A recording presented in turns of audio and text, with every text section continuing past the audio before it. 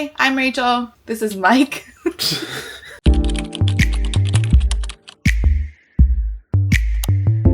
Hi, my name's Rachel, and today we're talking to my husband Carlos, and we're doing a Q&A. Yay! As you can tell, he's really excited to be here. I'm fucking tired.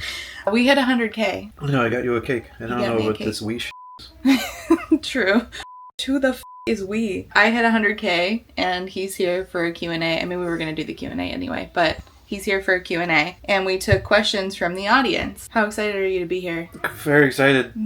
To get it over with. We haven't done a video together in a while. Actually, funny enough, I got this hilarious comment, which I will show on the screen, where somebody asked me, is Rachel still married to Carlos? Did you divorce me yet? Sadly for you, I'm still here. Actually, before we get into it, what do you think people asked us? I have no clue. What do you think people want to know about you? What's your favorite color? What is your favorite color? Purple. Purple. No, people did not ask our favorite color. This is a Q&A for me or both of us? It's for both of us. So the first question is from Ty, and they asked, hello, and have you done your daily dose of sleep token worship yet? No, I've been up for about 45 minutes. I forced him to do this in the morning, so we have not done anything yet. We are worshiping on the way to get food. We are going to worship on the way to go take our son probably to go get ramen, which is his favorite. Our son actually really likes Sleep Token. What do you think our oldest kid's favorite Sleep Token song is? Shit, I don't know. He really likes Fall For Me because I keep playing it in the car. Dangerous. He likes Dangerous. He likes Dangerous. He does, yeah. I'm thinking about our little one likes Dangerous. Oh, our youngest does like Dangerous, yes. Our oldest son likes Fall For Me because I kept playing it. Past Self is cool. Yeah. Ding, ding, ding, ding, ding, ding, ding. Well, that makes sense because they're both huge Zelda nerds. Oh yeah, that's how I put him on Sleep Token. I'm like, look, it's a Zelda song. Mm-hmm. Listen. Worship. And it says, the actual question is, what is your favorite thing about each other? About each other? Mm-hmm. I don't know, you go first. Hi, it's me interrupting. Isn't answering questions so fun? We're answering the more specific questions that I don't get a chance to answer on something like the FAQ on my website. Do you have a website where you have set up your FAQs for your audience? If you need to do that, you can do so with the help of today's sponsor, which is Squarespace. Squarespace can help you make any type of website that you like in order to stand out in the vast ocean of the internet and help you effectively market yourself or your book or your editing services or whatever it is that you do. Squarespace is an all-in-one website building platform that makes it super easy for you to have a beautiful and professional looking website of your own and sell whatever it is that you create, or even just talk to your audience in blog format. Maybe you're an editor looking to promote their services, or maybe you're a cover artist looking to showcase their work, or maybe you make bookish themed friendship bracelets. I love those. Anything you do, Squarespace can help you showcase it and market it, whether that's your goods, your services, or just yourself. My website is readswithrachel.com. It has all the places that you can find me. It has info about my book club. You can join my book club Discord from there. It has a contact form as well as the aforementioned FAQ. Squarespace made this so easy for me to set up because I do not know anything about website creation, and I am too proud to ask my husband for help about another thing. But Squarespace made that not a problem because they have wonderful templates that you just customize according to your preferences, even if that includes selling your merchandise. Do you have experience selling merchandise? Me either. Do I look like I know anything about production and shipping? Well, I don't. Squarespace has e-commerce tools and a custom merch service that you can utilize without having to worry about things like production and shipping. So whatever your online presence is, or whatever your business is, or maybe both, Squarespace can help you organize it, market it, help you find your audience and your place on the internet. For a free trial, go to squarespace.com, and when you're ready to launch, you can use the QR code on the screen or go to squarespace.com/readswithrachel for 10% off your first domain or website. That's squarespace.com/readswithrachel. The link is down below, and thank you so much to Squarespace for sponsoring today's video. Okay, back to me terrorizing Carlos. My favorite thing about you is, I mean, we've been together for half of our lives. So this is what, 17 years now? Mm-hmm. I think my favorite thing about you has shifted from phase to phase of life, and I've seen you through so many different phases. The thing that has like maintained over the course of the almost 20 years that I've known you is that you're very funny and that you care very deeply about other people and that you feel very strongly about things. But that also, I really love how goal-oriented you are, but on like the most like random shit, like how you love to do all the side. I could not be caught dead doing all the side missions in video games. Yeah. You will spend weeks of your life doing every single one, and something about that I just love. Yeah, I can't beat Metal Gear because of that. Yeah. He just told me that he never beat Peace Walker. I've never played Peace Walker. I've never beat Metal Gear Solid 5. That's it. It's the one with Quiet. You never finished it. The tie-ins count. I know, I get it, but like I don't have that much time. Yeah, he never finished Metal Gear Solid 5 because he was so busy doing the side missions, which is so quintessentially you. And I like that about you. What's your favorite thing about me? Probably your lack of patience.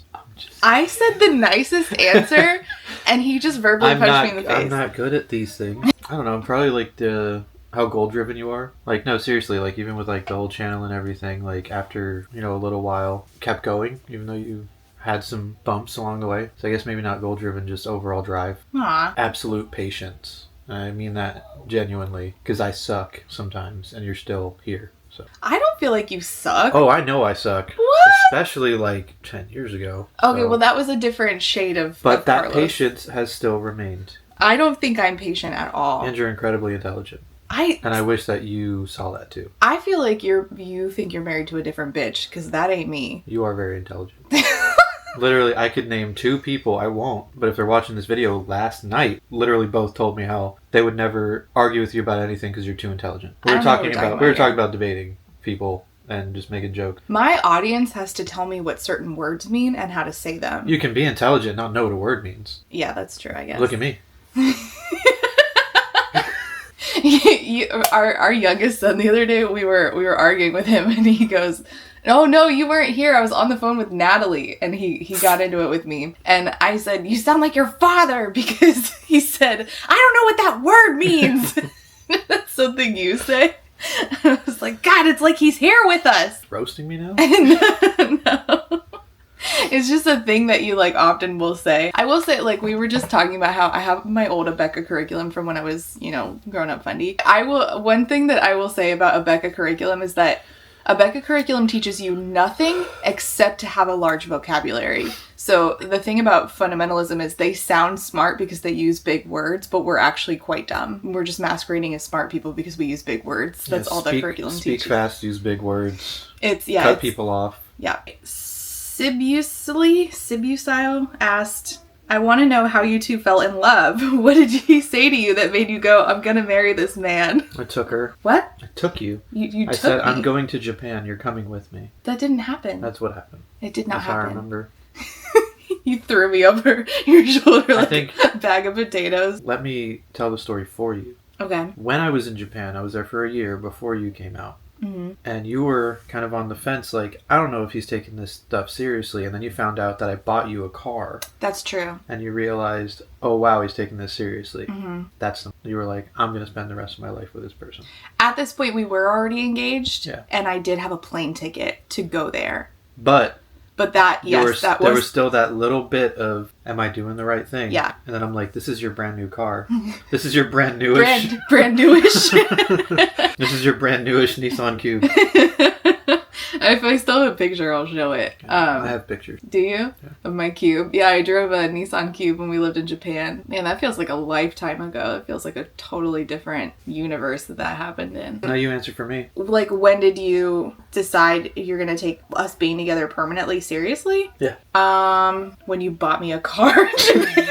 When I decided, you know what, I should probably buy something. It felt like you woke up one morning and were like, you know what? That really does happen. Like, I could look back and think, like, around that time, yeah, I was like, I need to do better. And I saved money, stopped doing all the dumb shit that I was doing, saved money, bought a cheap car. It was a cheap car, but it lasted the whole 2 years we were there. It did. And then... No AC for the last year, but...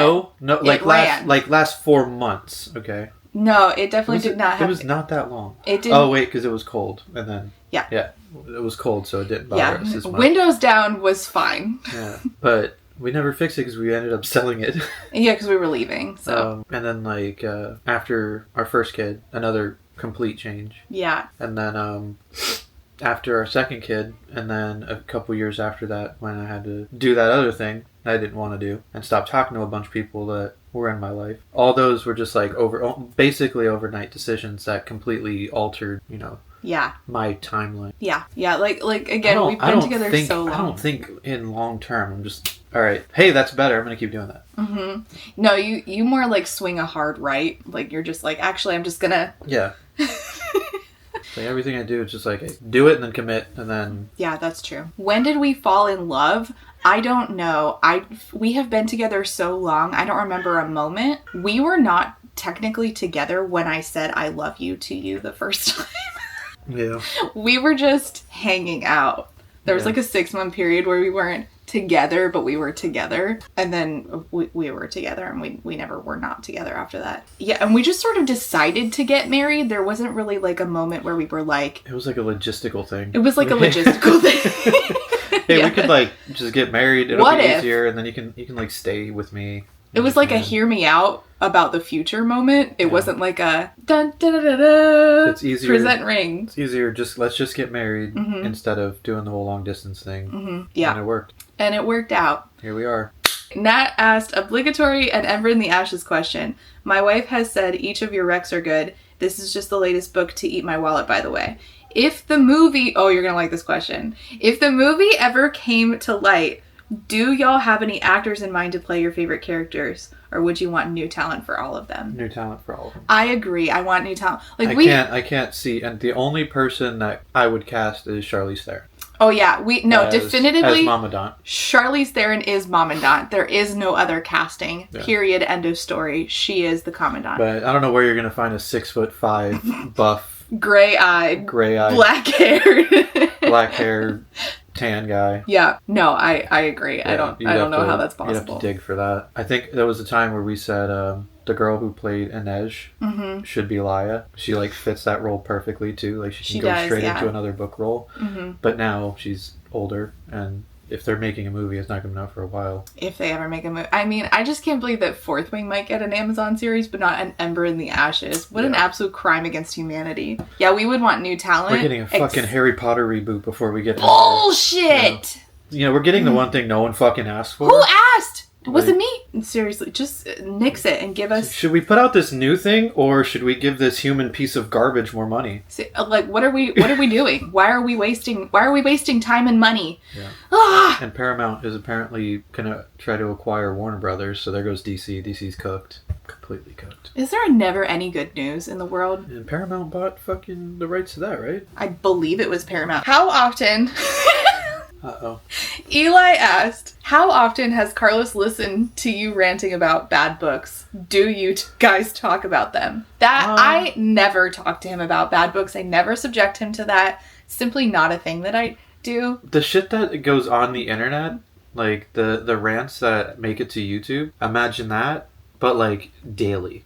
Like once or twice a day sometimes. Okay, and that's fair. I mean, on average, I'd say at least once a day. There are some days where it'll be up to like 4 times where you'll just pause your audiobook or you'll stop reading and you'll walk over and you'll just be tapping your phone. With my nails. the clicking. Like, this motherfucker. I remember very distinctly getting out of bed, coming downstairs, telling you to pause Call of Duty to tell you, this book said that he filled her with glitter. Yeah. I just imagine how you and Natalie both being in the same house must have been. Mr. Natalie was so sick of our shit by the end of that weekend. It's just like... He's like a very quiet... You remember Natalie's husband? He's like a very quiet dude. By the end of me staying at their house for 5 days, you could tell he was like... please leave. Come back another time, please leave. I need a break. Yeah, that's fair. It's constant. I can't imagine 2 of y'all for a week. No, can you imagine if we all like went somewhere and stayed in a hotel together? I can't. I think we get a lot of walks in. Me and him. Do you want to go on a walk silently? You and Mr. Natalie just walking and going outside, going.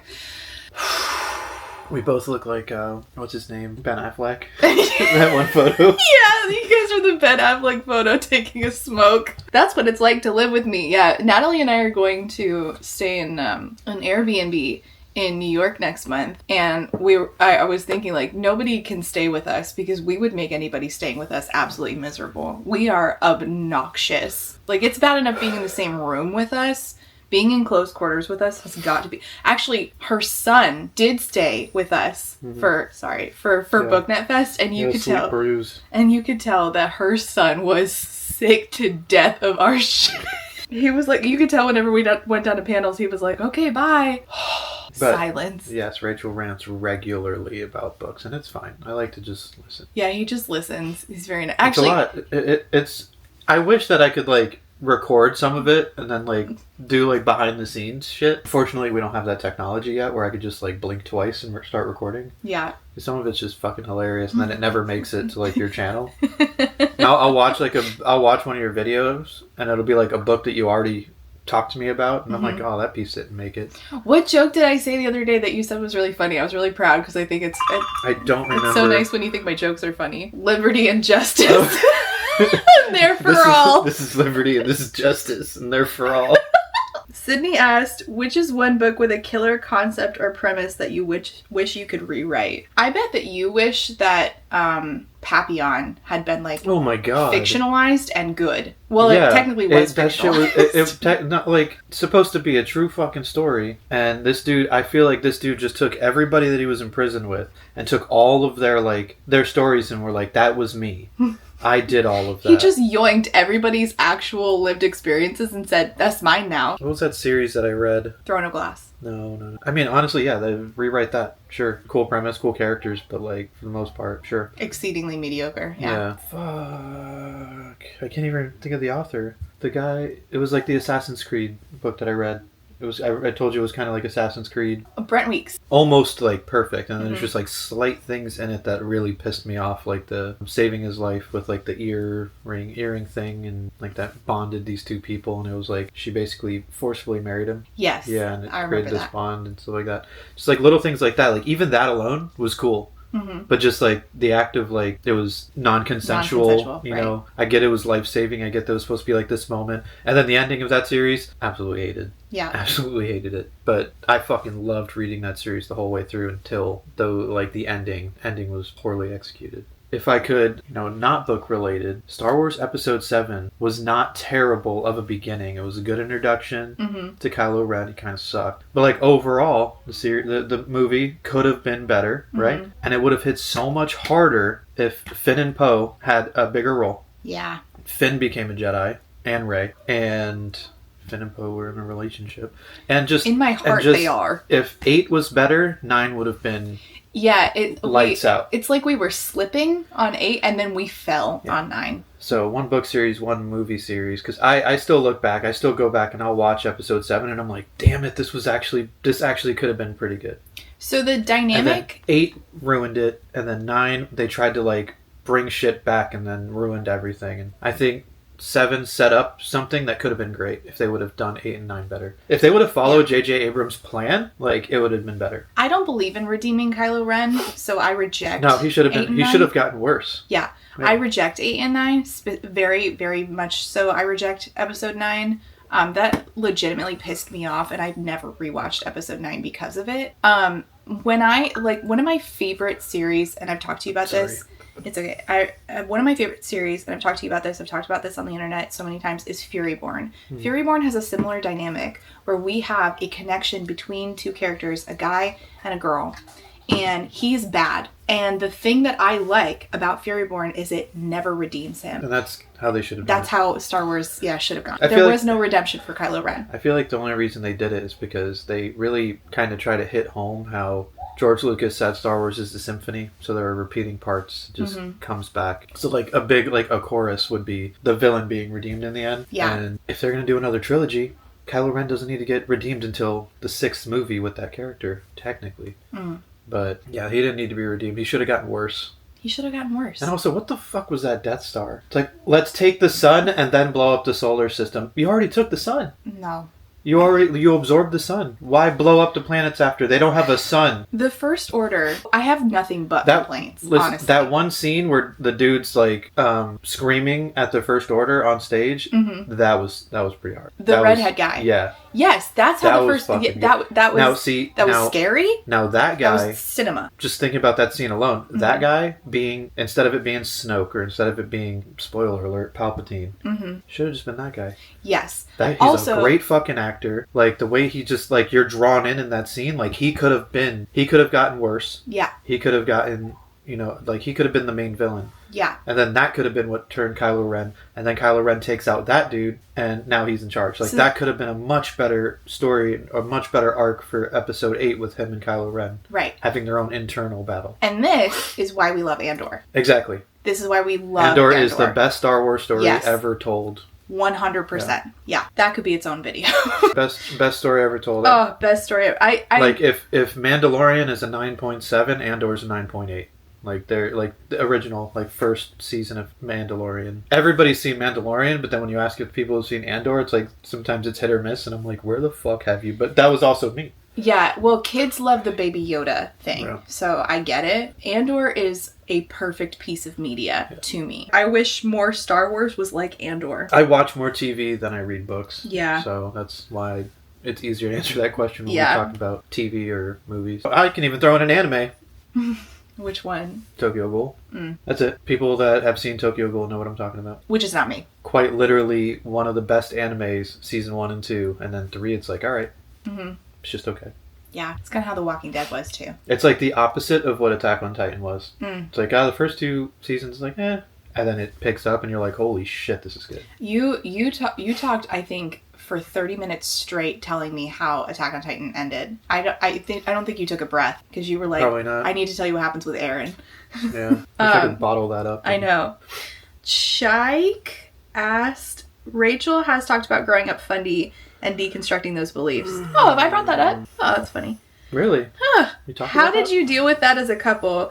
Did you have similar beliefs when you first started dating, or were you pretty far apart? He did not grow up funny whatsoever. No, I was raised in a Catholic household. Ish. But fake Catholics. Like, my grandmother's Catholic. I would go to church with her whenever I was visiting, but I never was, like, forced to do anything. Like, we talked about it, yesterday? I was watching that video, the Final Meals or whatever, and Josh was interviewing a comedian, I forgot the guy's name, but he was talking about how, like, growing up, he was like, I wanted to go to church because it was, like, the cool thing. Only time I went to church was because my cousins were going, or, like, my friends from school were like, oh, we go to youth group on Thursdays, and I'm like, I want to do that, and my parents never took me, but, like, that is all church was to me, was like, I'm gonna go hang out with my friends. Right. And when I did go to Sunday school growing up, when I lived in Ohio, I went until I was like 7. I asked too many questions, and I realized, like, this ain't for me. I realized very, very early it wasn't for me.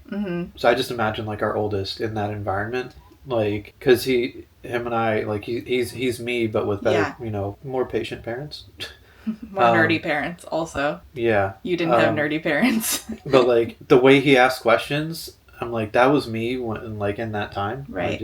Why? Like, this doesn't make sense to me. And then, like, asking questions and then getting told, like, just don't worry about it. This is what you have to believe. That didn't resonate with me at a very, very young age.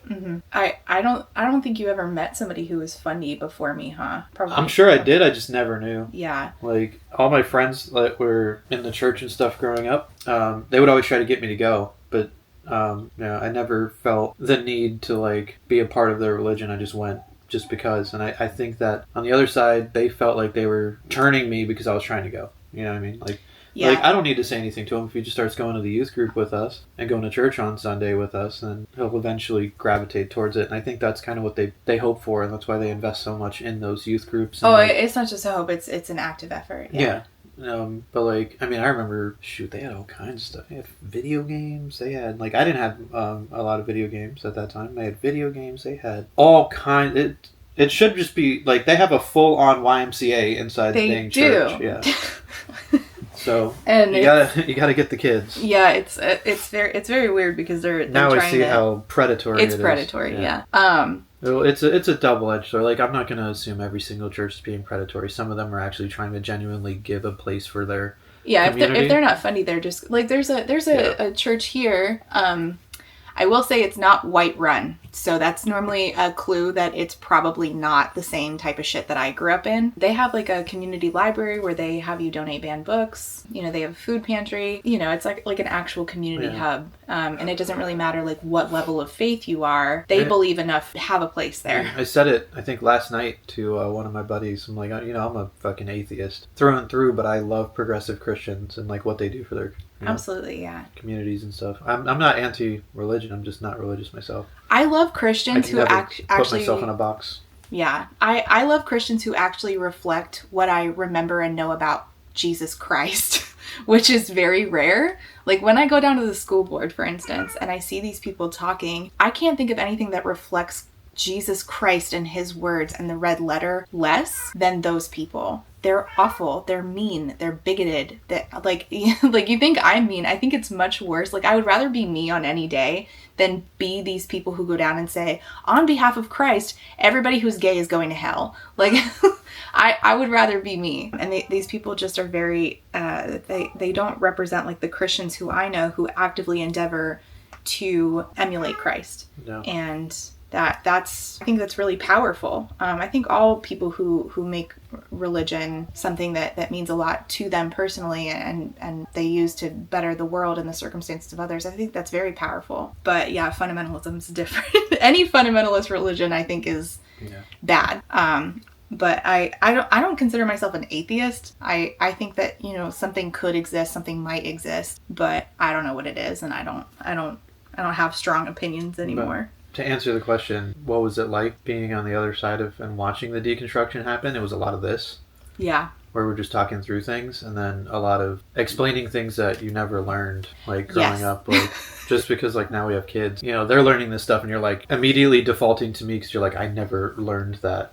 Mm-hmm. Just trying to, like, not be disrespectful because you still had such strong beliefs that were, you're undoing all the teachings that you had through your whole life. And it's the same as, like, my own deconstruction myself. It's like, you can see it, I can see it when you do it, where you'll say something, you're like, oh shit, that's the old. There's just like a lot of conversations, a lot of kind of letting you work through it and just listening. And I will say he was very patient with me. I mean, at one point we went to church together. I wanted to start going to church, and so we were going to church for a bit, and then we ended up having our first kid, and it was when I had our oldest, that's when deconstruction hit. It wasn't enough to just be like a more progressive Christian. That's when I was like, I don't think this is right. I don't think that this is something I want to pass down, because when I ask myself, why do you believe? The answer is, I'm so afraid. Because of fear. Yeah, I feel so sad thinking about like our oldest. He's like such a tender heart, and I think we could do a whole ass video on this topic. Yeah.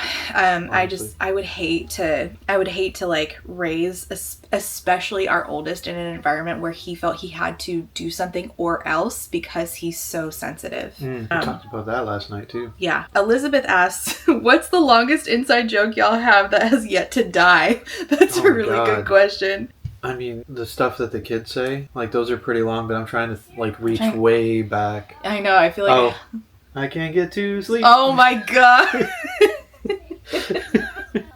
And now it's going to be stuck in our heads. And now it's going to be stuck in our heads forever. All the way back to the days of Scrubs in their prime. Yeah, we watched a lot of Scrubs back in the day. There was an episode with this one song, and it's like Overkill. Like a long-running joke. The song, I can't get to sleep. I think about the implications. But really, I think mainly it's just all the stuff that the kids say. Like, we'll text each other and we'll be like, Franks. Yeah, so a lot of our jokes now are parent-related jokes. So when we eat something, we turn to each other and we say... Was that yummy? Yeah. Because our oldest, one time we stole a bite of his food and he goes, "It's yummy?" And now he was so mad. He was so mad. And so now it's like that's like a, I don't know, 8-year-long joke now. And then our youngest would say Franks instead of thanks. So Franks, mama. Yeah. Oh, welcome. Oh, God. Oh, gum. Off-screen, parenting is like 99% of our life. So Meredith asks, since y'all have been together for so many years and seen each other grow up and go through so many stages of life, what have been some of your all-time favorite moments together? Aww, that's a cute one. Lake Tahoe. Oh, I loved Lake Tahoe. Lake Tahoe. That was a great experience. And a jacuzzi. Newish parents. How old was he? Like less than a year old? I don't remember which time that was. We went to Tahoe and twice, he was walking. So I'm talking about that time. We went twice? We went twice to Tahoe, yeah. Once when he was walking and once when he was like... Oh my God. Like 3 months old. Yeah. Or maybe a month old? Yeah, I forgot about when he was... Because I remember we were on a boat and I was like, we probably shouldn't have brought a baby on a boat. But he was so fine. little. Yeah, I think it was that time. One of my favorite moments in my life is being in freezing temperatures, surrounded by snow in a hot tub, and I would shove my beer in the snow. And then like we were out, and it was, we're out in the middle of nowhere, just the most stars I've ever seen in my life. And you were there, and we just talked. I think one of my favorite memories was right after we got married. We got married in Japan, and our friends gave us a certificate to go to a separate island off the island we already lived on, and we spent a day on that island, and it kind of had a bunch of mishaps where like I lost my snorkeling goggles. We didn't speak Japanese, so we couldn't really order food, but something about that day was just like we were just so young and like newly married, and it was just so adventurous. We were so tired, We were so exhausted by the end of that day. We walked so much. Did we get lost? We got a little lost on an island shaped like a croissant. Yeah, Crescent Island. Crescent Island, yeah.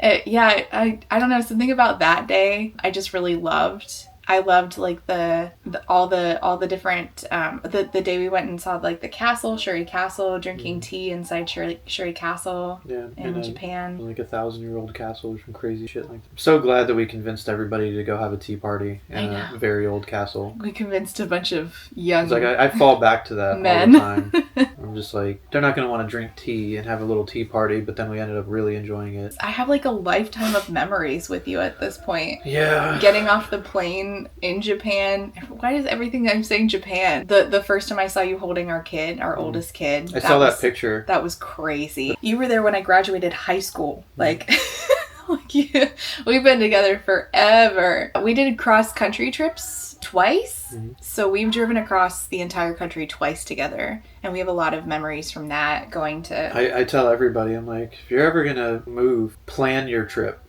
Because that was something that we did. So moving from California to here, we could have just flew, sold the car, bought another one when we got here, but we're like, let's just drive. And we planned all of our stops. So it was like, we're not driving more than 12 hours. We're stopping in cool cities. We got like LA, Phoenix. Yeah. First stop was LA, then our second stop was like Phoenix, San Antonio.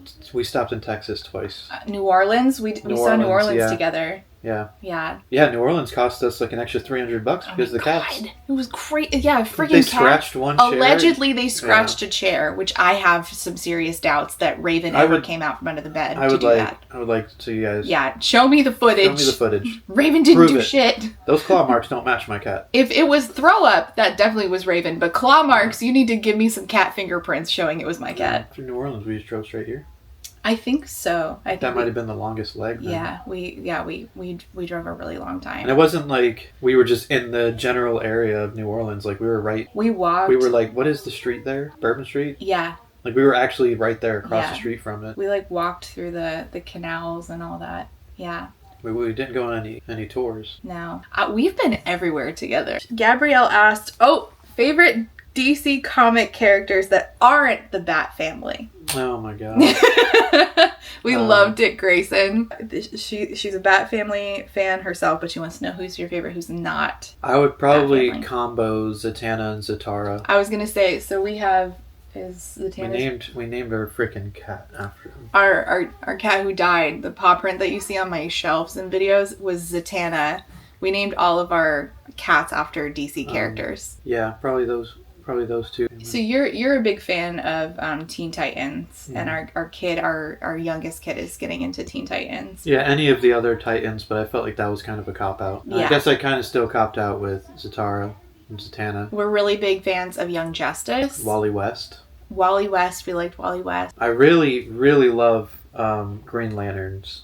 I cannot believe you haven't said Blue Beetle yet. I haven't read much Blue Beetle, so I don't want to say Blue Beetle because I didn't really read much Blue Beetle. I read a hell of a lot of Green Lantern.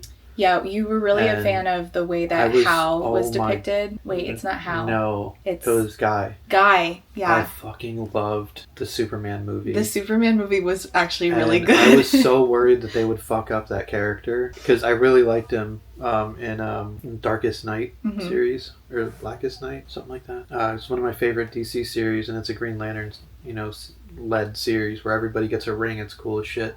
But Guy Gardner has the best scene in that entire series. It's my favorite scene. I always fall back to it whenever people are shitting on Green Lanterns. I love in Young Justice when it's like the first episode where they're like, do we call Guy? No! Yeah. If I was a Green Lantern, I'd be Guy. Yeah. I would be Guy. Yeah. Like that's my... Despite the person... the big, like, the big middle fingers going up. Aesthetics... I'm not getting a fucking bowl cut. Alright? I would have the personality of Guy, but I would look more like... I don't want to spoil Blackest Night, which is like 15 years old at this point, but I can't remember his name. It's going to really bother me. It's another Green Lantern, and when he died, that's when Guy snaps and has his big moment. Kyle Rayner. Oh, yeah. Right. His aesthetic is more like... That's what I would want to look like if I was Green Lantern. Yeah. But I'd have Guy's personality and be like, fuck you. I've read some DC comics, so he'll be like, you have to read this. So he's had me read Court of Owls, Hush, and... Oh, Hush is amazing. What's the one where they're all fighting and... Injustice? Injustice, yeah. Yeah, that one's crazy because it's like, it was a video game, but the story was really good, and then they're like, let's just do comics, and then they just expanded on it. Yeah, and so he'd be like, you have to read this, and I would read it. That alternate timeline stuff is so cool. Yeah, things I don't talk about on my channel.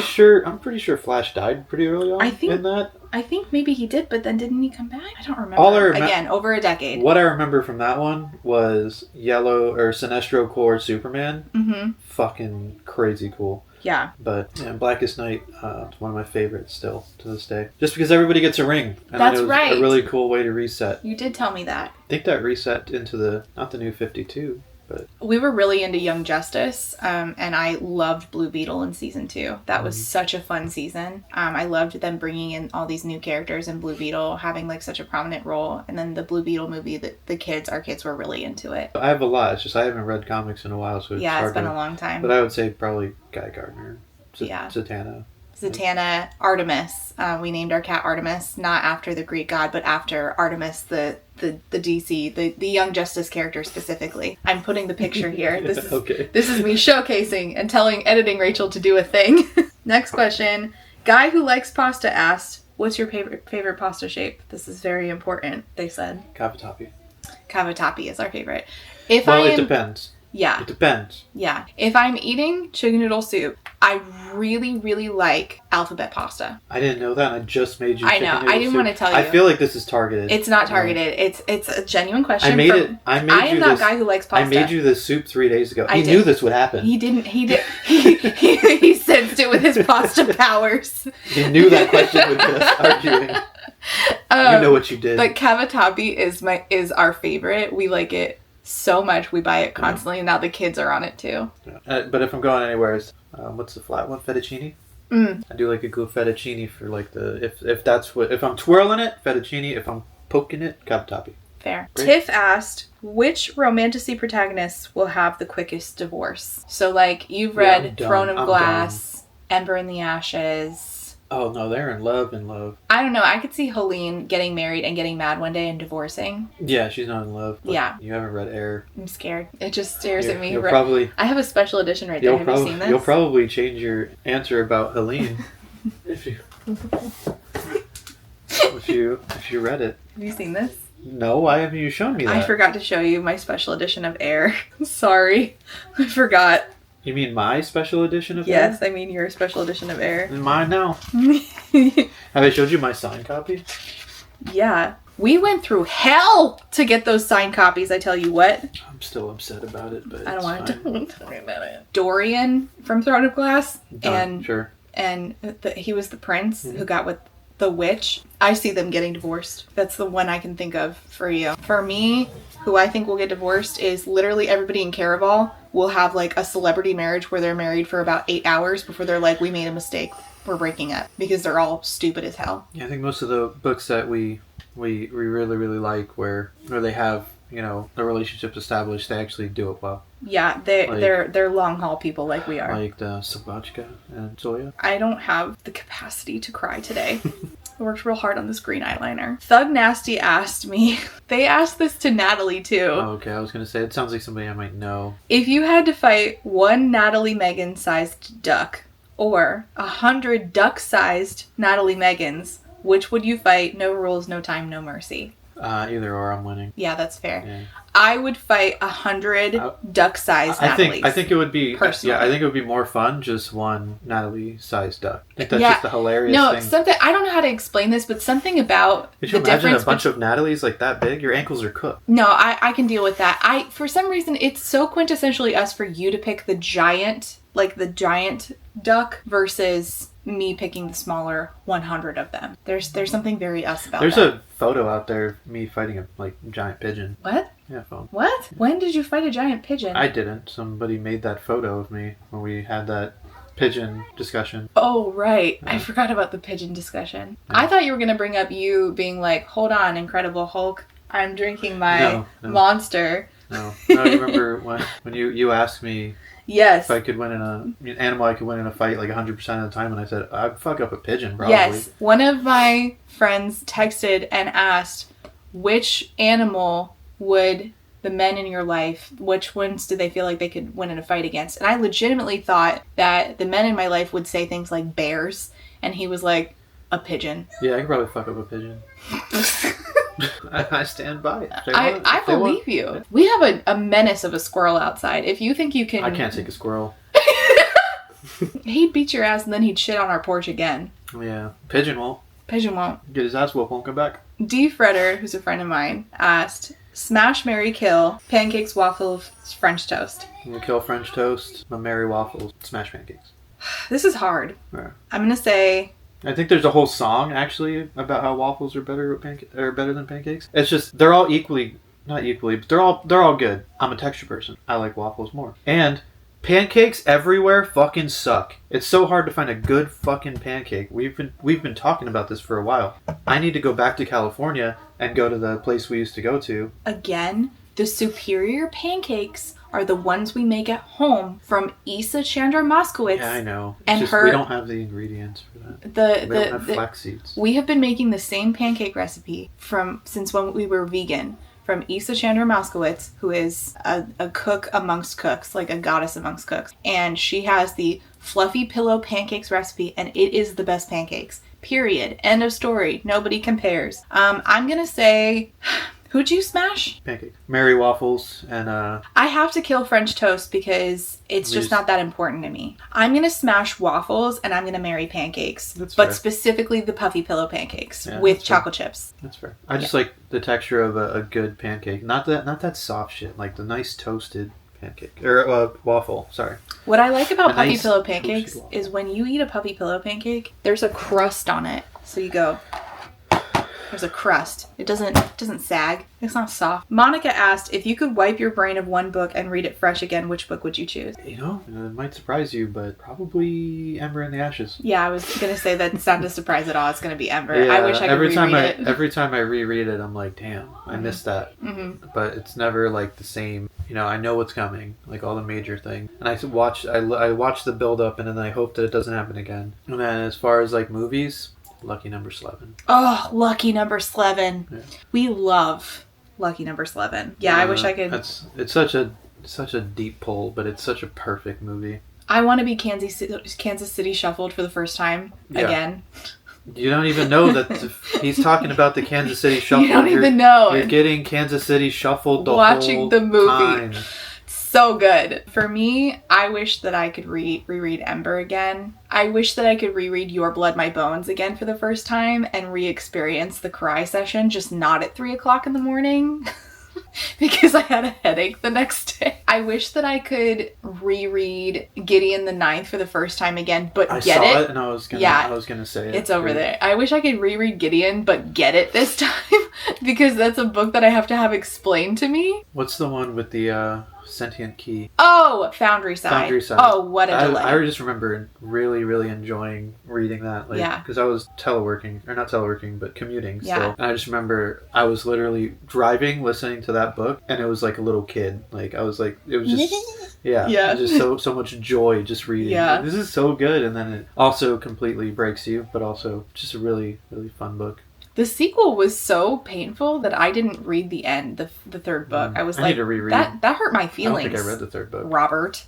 So I gotta go back anyways. Yeah. Jules asked, what most important parenting tips you've learned as a couple, especially of two boys and especially in Florida? Communication, understanding how you want to, like, this is from like foundations up. So you start with communication. You build that foundation where you can communicate with one another without arguing. You can, hey, you're being a little too extreme. Hey, you're being a little too soft. Let's find a balance. And then creating a game plan together on how you want to raise your kids and then sticking to that plan. And then identifying when one another need breaks and just being a team. Changing yourself and identifying parts of you that are like, that don't fit what you want, your kid to be. Mm-hmm.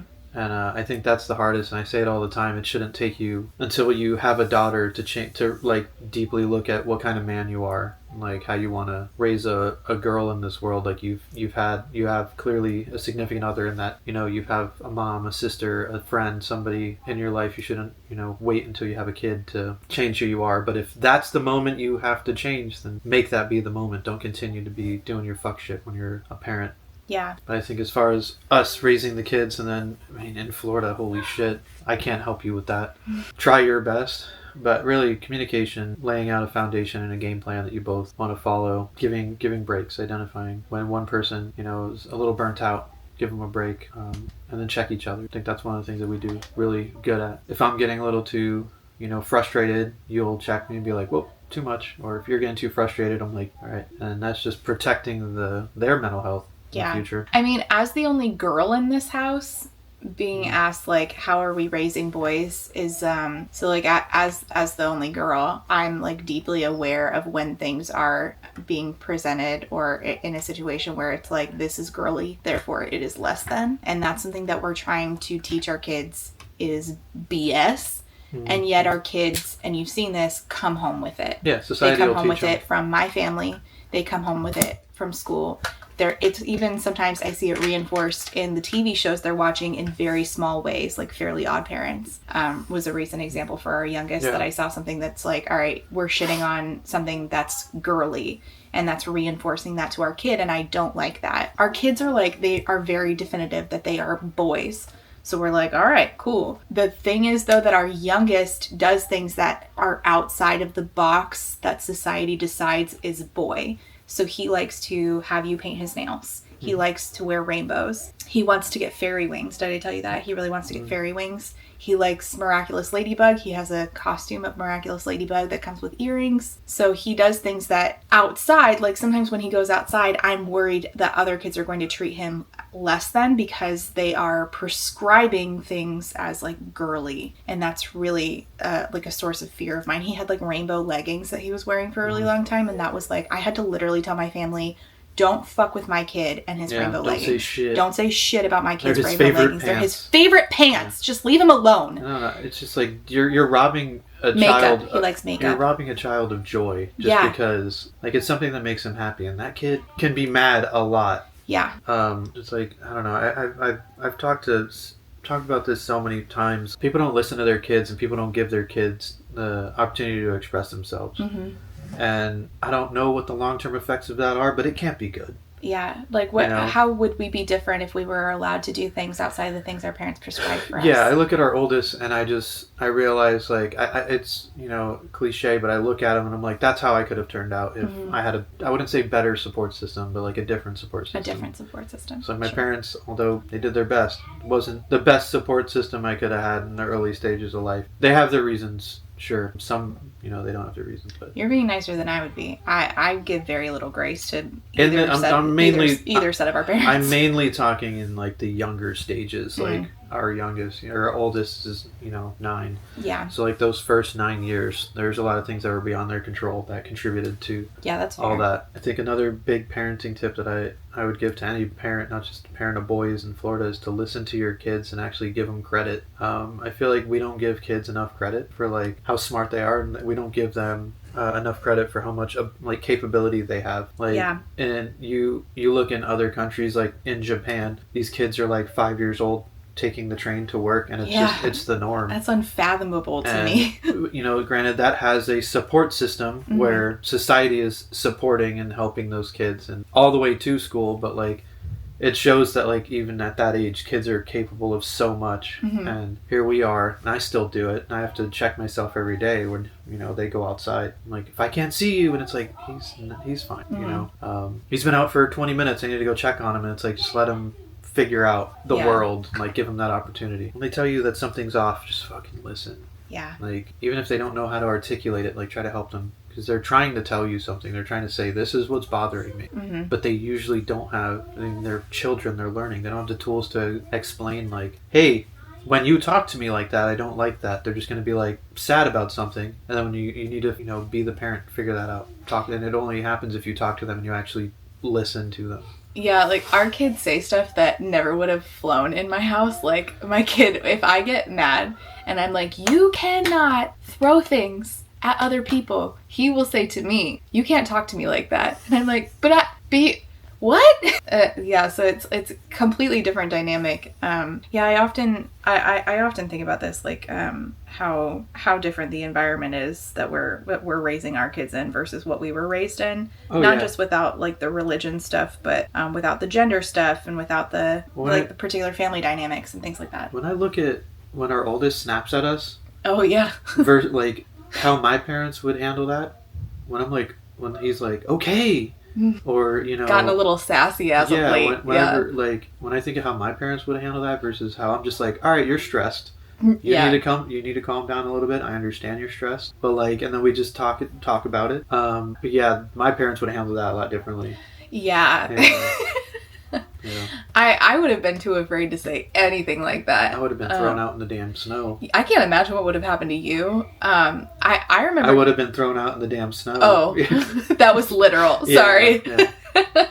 Yeah, I was not allowed to say stuff like that. Like, he storms off stomping. He does. And we just laugh about it. My parents would be following me with a belt well, for like, stomping my when feet. he's out of earshot, like he can't hear us, we're like, ooh, sassy. Ooh, he mad. Yeah. And then we talk to him about it. We're like, hey, that wasn't the best way to communicate that. Let's chill.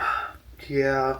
I'm sorry. Yeah, the way he says he's sorry is so cute. A little frustrated, but I'm hoping that he turns out a lot better than me. Yeah, I mean the emotional processing of that child it gives me a lot of hope that we're doing something right. Yeah, it's like it's both though. It's like, man, it gives me a lot of hope, but it also scares the shit out of me because his ability to read our emotional state scares the shit out of me. Yeah, and I know it's not because it's not he doesn't know how to do it the same way I know how to do it. Yeah, you know, like he didn't learn how to do that the way I learned. I learned how to do it as a defense mechanism. All right, I don't want anybody to get that shit twisted when I say you can read our emotional state.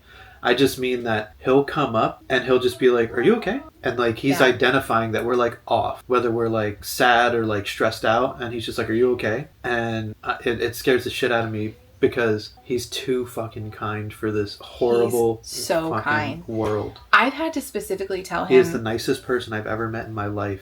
Like, especially after we both read Jeanette McCurdy's book and her talking about that, having to read her mom and decide like how to proceed. I specifically made it a point when I picked up on our kids starting to do that. When I notice our oldest in particular doing that, I say, hey, you don't have to take that on.